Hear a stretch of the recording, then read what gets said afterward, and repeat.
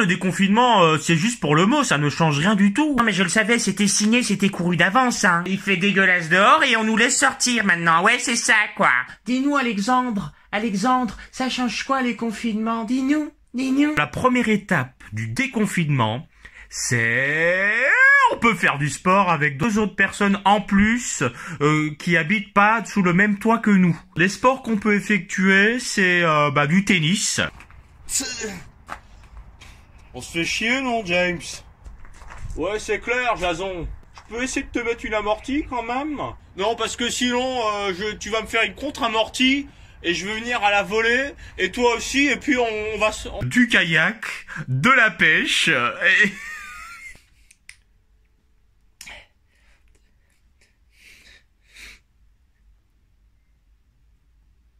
Ah, ça mord, regarde, viens! T'as une pantoufle. L'offre de train va être optimale. Alors qu'il est interdit de prendre le train en dehors de la nécessité d'aller travailler.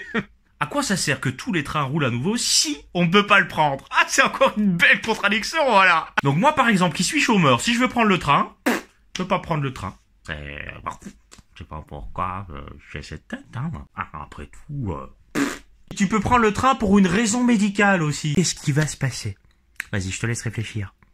Il va y avoir des milliers de connards qui vont prendre le train sans raison valable, voilà ce qui va se passer. Bah ouais, tu t'attendais à quoi? Puis-je savoir quelles sont les raisons pour lesquelles vous prenez le train? Ce sont pour des raisons de professionnelles ou médicales? Non, je veux juste aller voir ma copine qui habite à Marcinelle.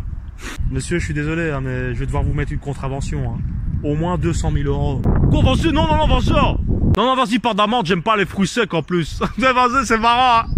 Vas-y, avoue que c'est marrant. Il te demande d'éviter de prendre les bus dans les heures de pointe. Ça, je comprends. Mais d'un autre côté, les magasins, ils vont se réouvrir de manière progressive. Tu vas voir, le bus, ça va être un bal masqué. Dis donc, ça fait beaucoup de perdieux dans ce bus. C'est une blague anatomique. Il y a que les hospitaliers qui sont privilégiés dans cette histoire. C'est eux qui ont le monopole, hein.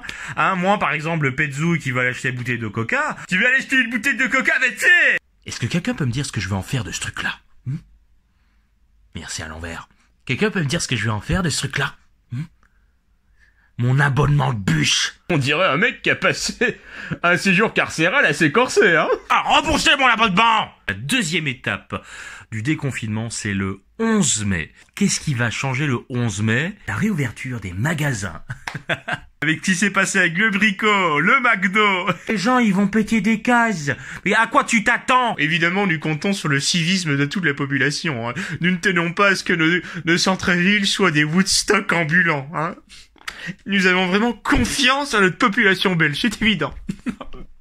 Je te dis, ça va être le débarquement de Normandie. Ça, tout le monde va s'agglutiner, tout le monde va se donner le virus, et tout le monde va se retrouver à l'hôpital. Donc, conclusion, reconfinement, et c'est reparti pour la boucle infernale. Troisième étape du déconfinement, vous l'attendez tous avec impatience.